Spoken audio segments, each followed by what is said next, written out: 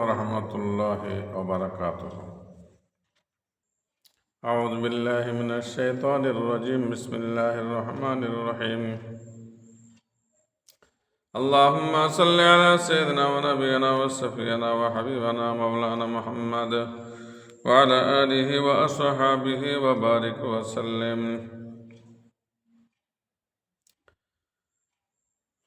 আলহামদুলিল্লাহ, সমস্ত তারিফ ও প্রশংসা সে মহান আল্লাহ তাআলার জন্য।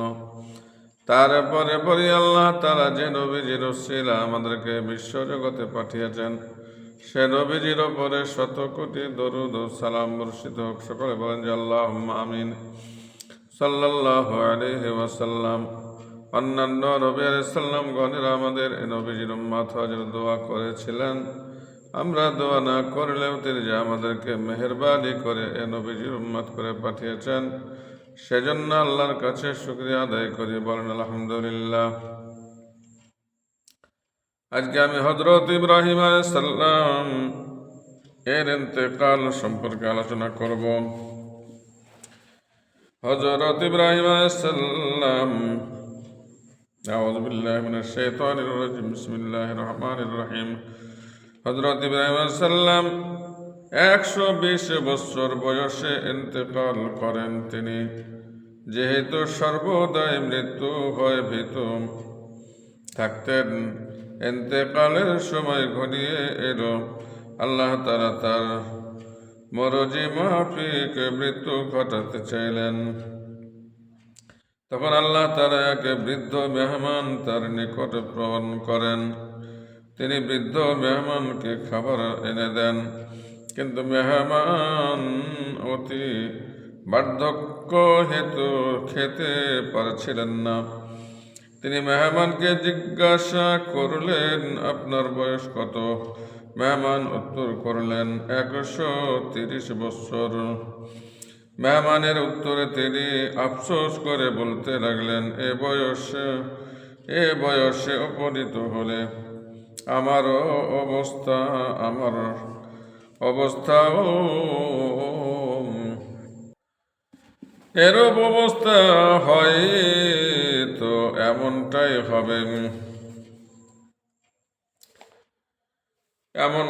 হয়তো হবে। আমার অবস্থাও হয়তো এমনটাই হবে। এখনো তো আমার বয়স আপনার চেয়ে 10 বছর কম। তখন তিনি বললেন, ইয়া ইলাহি, আমি এই মেহমানের চাইতে বেশি বয়স চাই না। এরপর ছেলেদেরকে ডেকে ওসিয়ত করেন। ছেলেদেরকে তার ওসিয়ত সম্পর্কে আল্লাহ তাআলা বলেন, বিসমিল্লাহির রহমানির রহিম।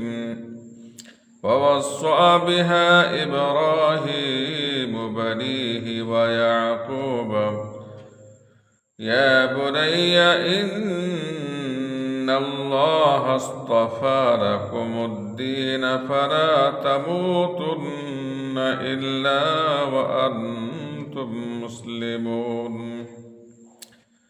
অর্থাৎ আর ইব্রাহিম ওসিয়ত করলেন নিজের ছেলেদেরকে ও ইয়াকুবকে বললেন, হে পুত্ররা, আল্লাহ তোমাদের জন্য দিন নির্বাচন করে দিয়েছেন, সুতরাং তোমরা মুসলমান না হয়ে মরো না। হযরত ইসমাঈল আলাইহিস সালাম জিজ্ঞাসা করলেন, হে খলিলুল্লাহ আলাইহিস সালাম, আল্লাহ তাআলা কি কারণে আপনাকে নবুয়ত ও খেলাফত দান করেছেন?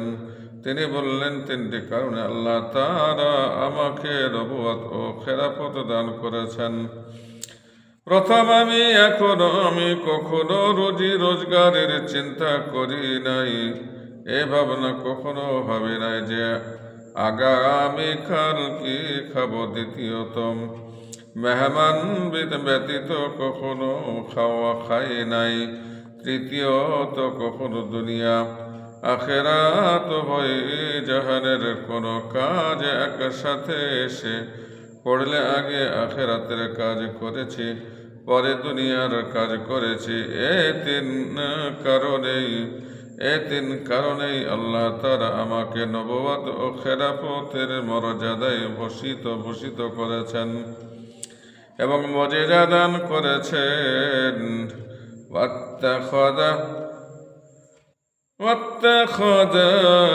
واتخذ الله إبراهيم خليلا অর্থাৎ আল্লাহ তাআলা ইব্রাহিম আলাইহিস সালামকে তার খলিল বন্ধু করেছেন। আয়াতে তার নবুয়ত খেলাফত প্রদানের কারণে প্রতিধ্বনিত হয়েছে। পুত্রদেরকে ওসিয়ত শেষে হযরত ইব্রাহিম আলাইহিস সালাম ইন্তেকাল করেন এবং শাম দেশে সমাহিত হন। তার ইন্তেকালের পর ছেলেরা সবাই যার যার জায়গায় গিয়ে বসবাস করতে থাকেন। হযরত ইব্রাহিম আলাইহিস সালাম এর জীবনকাল সম্বন্ধে আরও দুইটি বর্ণনা পরিলক্ষিত হয়।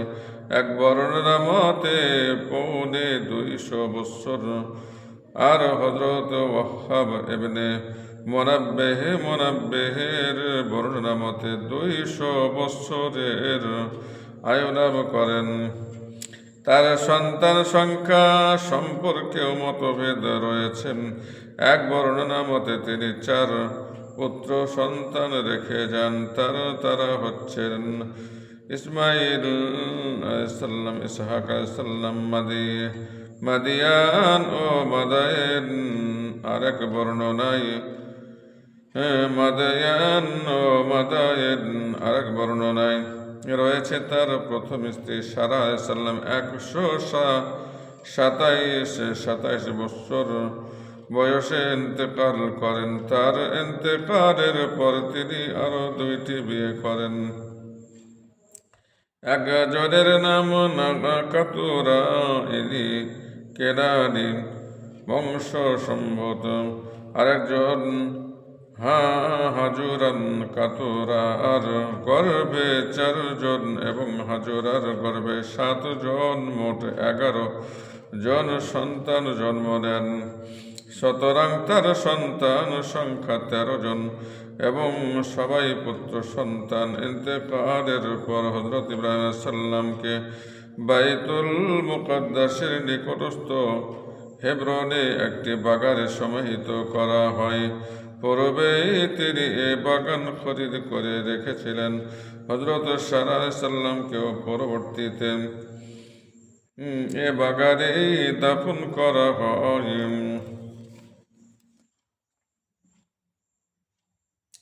এখানে শেষ করলাম। আমার জন্য দোয়া করবেন, আমি আপনাদের জন্য দোয়া চাই। আসসালামু আলাইকুম ওয়া রাহমাতুল্লাহি ওয়া বারাকাতুহু।